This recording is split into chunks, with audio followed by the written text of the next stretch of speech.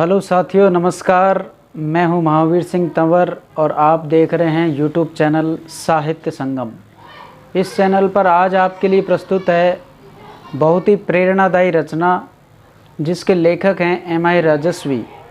MI. राजस्वी जी ने जो रचना अनुपम कृति जो यहाँ पर हमारे लिए प्रस्तुत की है, उसके लिए उनको उत्तर प्रदेश साहित्य सम्मान से भी नवाजा गया है। और न केवल उत्तर प्रदेश बल्कि संपूर्ण भारतवर्ष के लिए ये कृति जो है बहुत ही प्रेरणादायी और बहुत ही लाभदायी सिद्ध होगी, क्योंकि इसका विषय है विश्व गुरु विवेकानंद। स्वामी विवेकानंद के जीवन से जुड़े कुछ महत्वपूर्ण और चुनिंदा प्रसंगों के माध्यम से संपूर्ण भारतवर्ष के युवाओं में और भारतवर्ष के जो साहित्य प्रेमी हैं, जो जनमानस है, उन सब के अंदर एक नई ऊर्जा, एक नई प्रेरणा फूंकने के लिए ये रचना कारगर साबित होगी, ऐसा मेरा विश्वास है।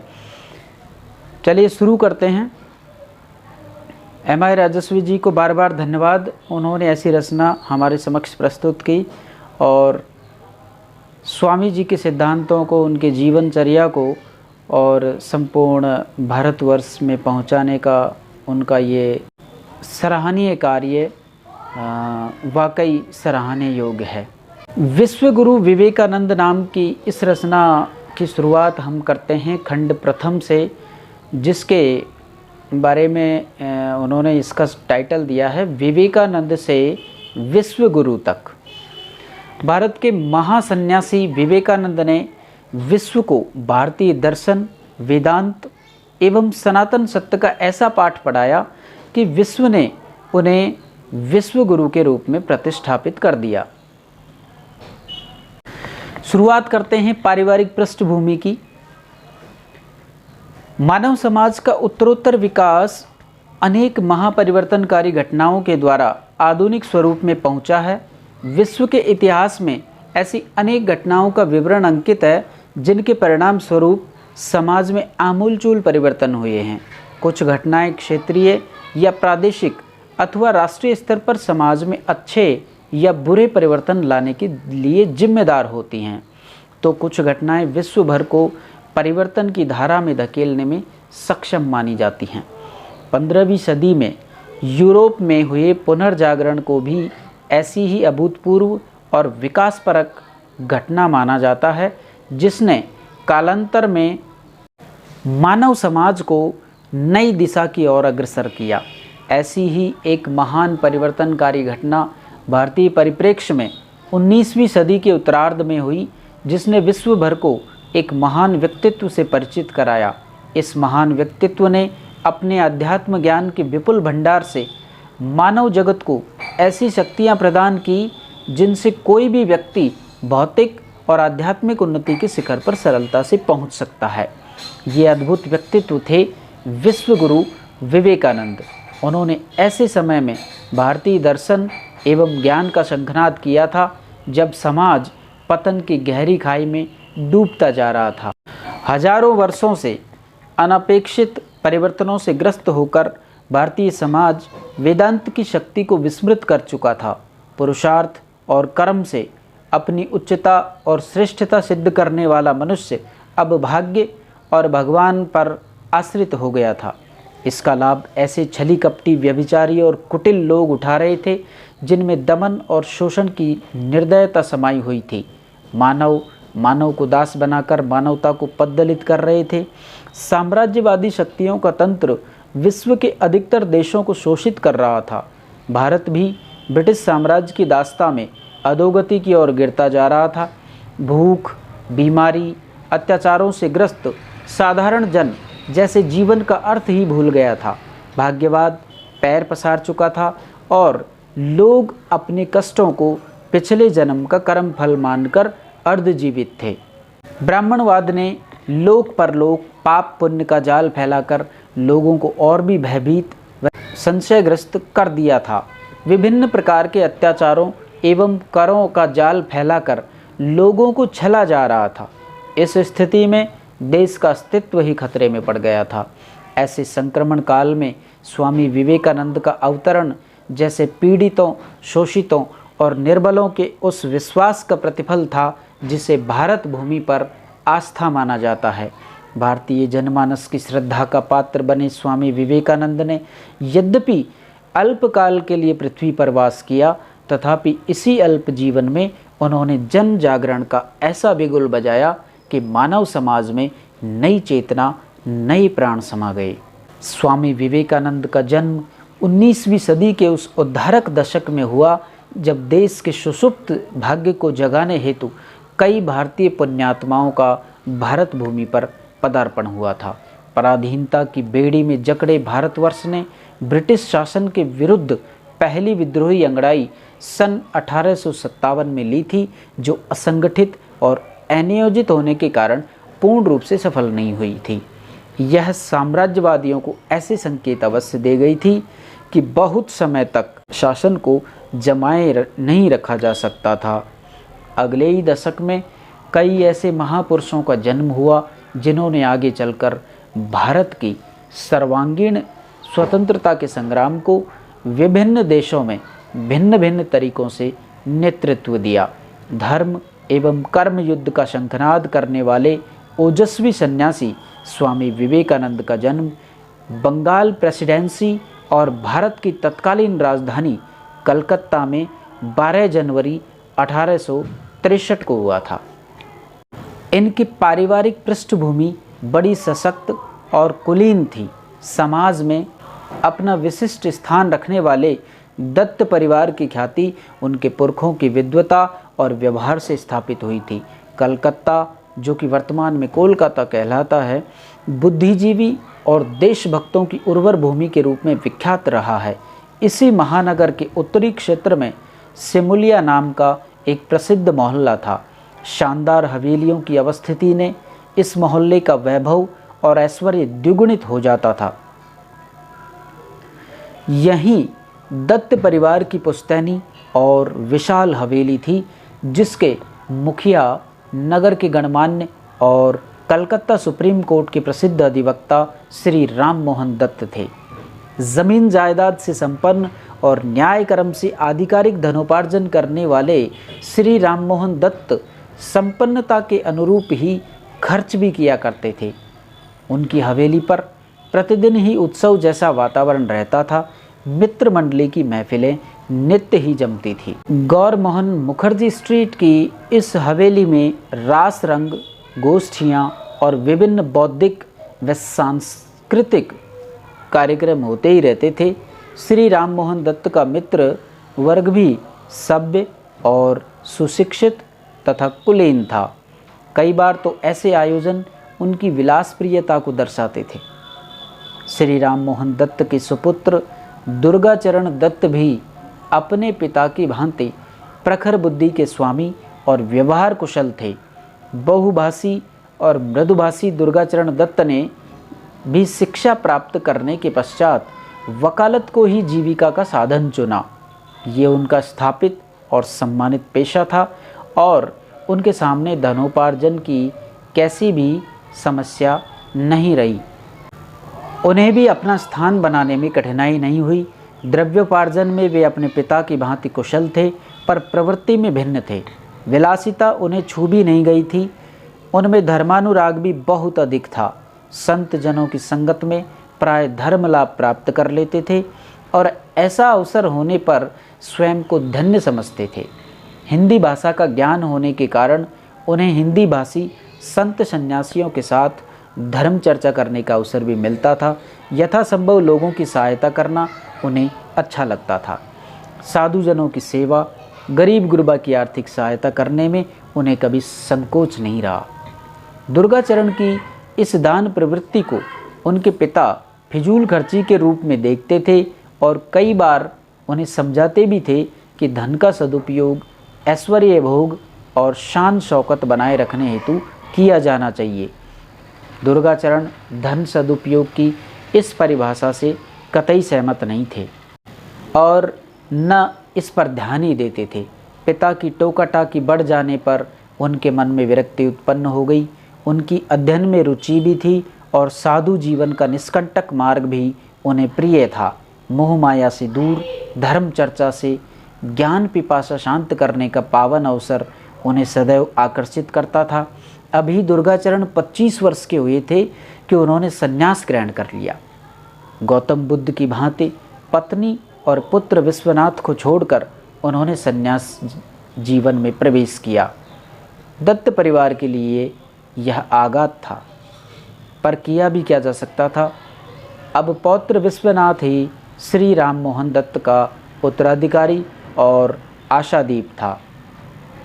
पारिवारिक संस्कार और अनुकूल परिवेश में पालन पोषण होने के कारण बालक विश्वनाथ दत्त बड़ा होते होते अत्यंत मेधावी और सुसंस्कृत निकला। कई भाषाओं पर प्रभुत्व प्राप्त कर उन्होंने दत्त परिवार की विद्व परिपाटी को बरकरार रखा। उन्होंने वेद शास्त्रों के साथ कुरान, बाइबिल आदि का भी अध्ययन मनन किया। परंपरा के अनुसार उन्होंने भी वकालत की ही पढ़ाई की और एक अच्छे वकील के रूप में स्थापित हो गए। उनकी परवरिश उनके दादाजी की देखरेख में हुई थी, तो उनकी ही भांति उनमें भी ऐश्वर्य विलास से परिपूर्ण जीवन की प्रवृत्ति पैदा हो गई थी। एक बार फिर से उस हवेली में वैसी ही चहल पहल होने लगी थी जैसी कभी श्री राम मोहन दत्त के समय में रहती थी। विश्वनाथ दत्त का विवाह हो गया था। उनकी पत्नी श्रीमती भुवनेश्वरी देवी धार्मिक और सुशील प्रवृत्ति की महिला थी। उनके दिन की शुरुआत ही गीता पाठ, चौपाइयों और भजनों से होती थी। अब हम उस दिशा में आगे बढ़ते हैं जब नरेंद्र नाथ दत्त का जन्म होता है। विश्वनाथ दत्त का अधिकतर समय अपने काम में अथवा मित्रों के साथ व्यतीत होता था। फिर भी यह नहीं कहा जा सकता था कि अपनी गृहस्थी के प्रति गंभीर और जिम्मेदार नहीं थे। उनकी पत्नी भुवनेश्वरी देवी सरल, सुघड़ और शिक्षित महिला थी, जो जीवन को सात्विक दृष्टिकोण से देखती थी और चाहती थी कि उनके पति भी इसका महत्व समझें। इसके लिए वे सप्रेम प्रयास करती थी, क्योंकि किसी प्रकार का प्रतिबंध या वैचारिक दृष्टिकोण थोपने को वे सर्वदा गलत समझती थी।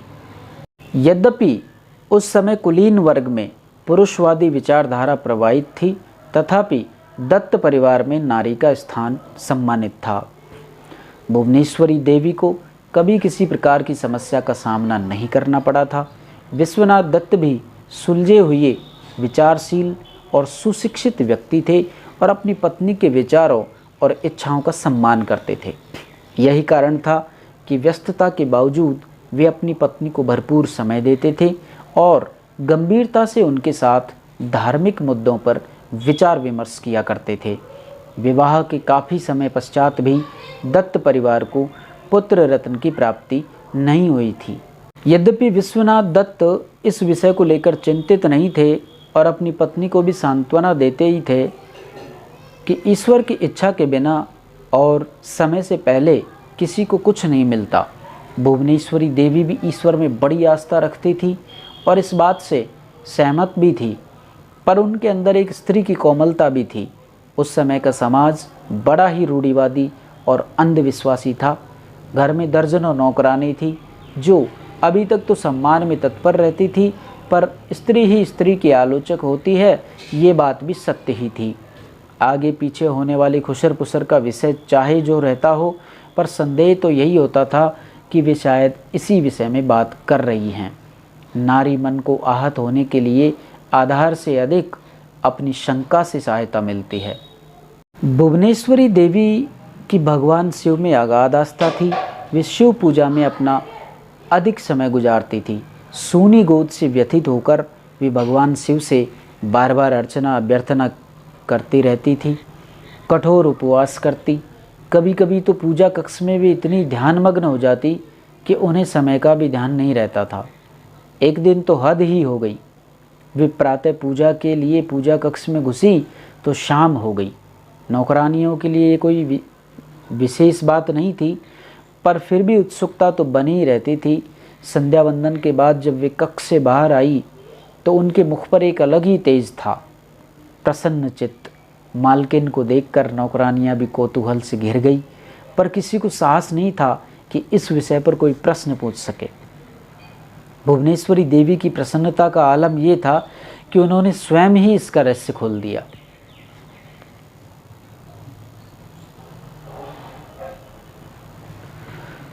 आज मेरी साधना सफल सिद्ध हुई, मेरी भक्ति का सार्थक फल प्राप्त हो गया। भगवान शिव ने मुझ दुखियारी की पुकार सुन ली।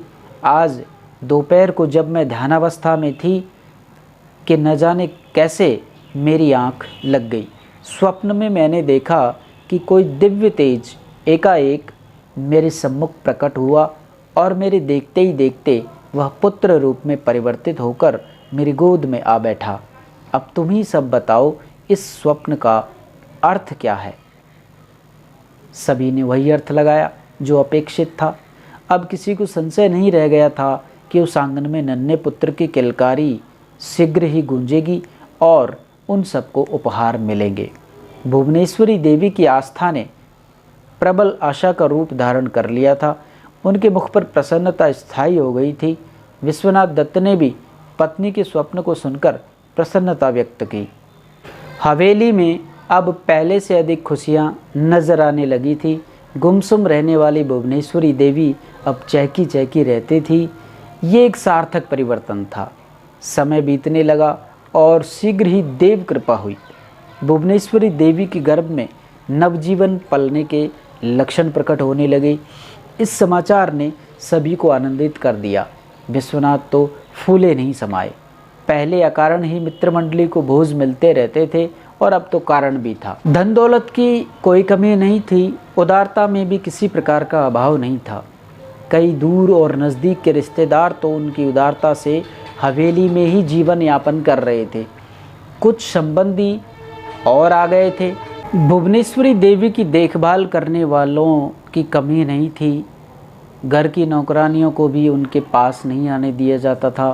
तर्क ये था कि इतने रिश्तेदारों और परिजनों के होते हुए भी नौकरानी की क्या ज़रूरत है, पर इतनी बड़ी हवेली की साफ़ सफाई और इतने सारे लोगों के भोजन आदि की व्यवस्था हेतु उन्हें रखना आवश्यक था।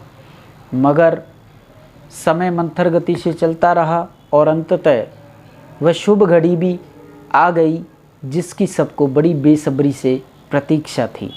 प्रार्थना और हवन पूजन करके पुत्र रत्न की कामना तथा आशा करने वाले हितैषियों की कोई कमी नहीं थी। कुछ तो ऐसी अति उत्साही पारिवारिक स्त्रियां भी थीं जो शिशु के जन्म से संभावित हफ्ते भर पहले से ही कठोर व्रत कर रही थी। ये अलग बात है कि उनकी भावनाओं की कदर करते हुए विश्वनाथ जी ने फलाहार और मिष्ठान की कमी नहीं रहने दी। 12 जनवरी 1863 को चंद्रदेव ने अस्ताचल की ओर बढ़ते हुए अपनी निशा यात्रा पूरी कर ली थी, जबकि सूर्यदेव के सारथी अरुण उदय होने से पूर्व ही दिगंतों में अरुणिमा फैला रहे थे। इसी सुंदर समय में सूर्योदय से 6 मिनट पूर्व 6:33 पर भुवनेश्वरी देवी को प्रसव पीड़ा की सुखद अनुभूति हुई और शिशु रूप में पुत्र रत्न ने जन्म लिया। हवेली में प्रसन्नता से कोलाहल होने लगा। सूर्य की पहली किरण ने ज्यों ही धरा का स्पर्श किया तो शिशु का प्रथम रुदन सुखद संगीत की भांति गूंज उठा। विश्वनाथ जी ने मारे खुशी के सिक्कों की बरसात कर दी। गौरमोहन स्ट्रीट में लोग जाग गए और बधाइयाँ देने के लिए आने लगे।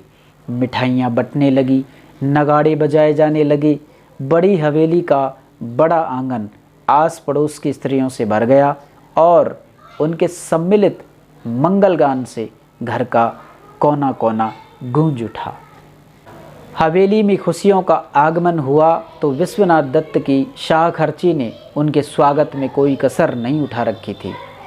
मांगने आने वाले याचकों को भी दान दिया जा रहा था। आखिर बड़े घराने में कई वर्षों की प्रतीक्षा के बाद ये शुभ अवसर आया था। नौकर नौकरानियों की मौज आ गई थी। जब नामकरण संस्कार का उत्सव हुआ तो उसकी शोभा देखने लायक थी। शहर के गणमान्य लोग शिशु को आशीर्वाद देने पधार रहे थे। शिशु के नाम पर विचार होने लगा था और कई लोगों का मानना था कि उस शिशु का नाम उसके पितामह दुर्गाचरण दत्त के नाम पर दुर्गादास रखा जाए। विश्वनाथ जी इस विषय में अपनी पत्नी की राय भी जानना चाहते थे, क्योंकि पुत्र के जन्म से पूर्व कई बार वे कह चुकी थी कि शिशु का जन्म भगवान शिव के वरदान स्वरूप हुआ है, इसलिए उसका नाम भी उनके ही नाम पर रखा जाना ठीक होगा। जब भुवनेश्वरी देवी से इस बारे में पूछा गया तो उन्होंने शिव को नमन करते हुए अपने नवजात पुत्र का नाम वीरेश्वर रखने की बात कही। उनकी इच्छा को ध्यान में रखते हुए इसी नाम के घरेलू संस्करण के रूप में शिशु को बिले कहकर पुकारा जाने लगा। बालक सभी का बड़ा प्रिय था, इसलिए बारी बारी से सभी परिजनों को उसे गोद में खिलाने का समुचित समय निर्धारित करना पड़ा था। गोल मटोल, चंद्रमा सा मुख, गोरा चिट्टा, वह बालक अपने नेत्रों से जैसे परस्पर मानवीय संबंधों का गहन निरीक्षण करता था। जब अन्नप्राशन संस्कार हुआ तो विधि विधान से बिले का नाम नरेंद्रनाथ दत्त रखा गया। वह साधारण बालक नहीं था, यह तो उसके मुखमंडल को देखकर सहज ही अनुमान हो जाता था, पर जैसे जैसे वह बड़ा होता गया वैसे वैसे उसकी विशेषता परिलक्षित होने लगी। समय बीतने पर भुवनेश्वरी देवी ने नरेंद्रनाथ दत्त के अलावा अन्य 8 संतानों को भी जन्म दिया। धन्यवाद साथियों, आज के वीडियो में इतना ही। इसके आगे की कहानी, असली कहानी अभी आगे बाकी है और इस कहानी के लिए हम अगले वीडियोज़ को देखेंगे। तब तक के लिए नमस्कार, धन्यवाद, जय हिंद।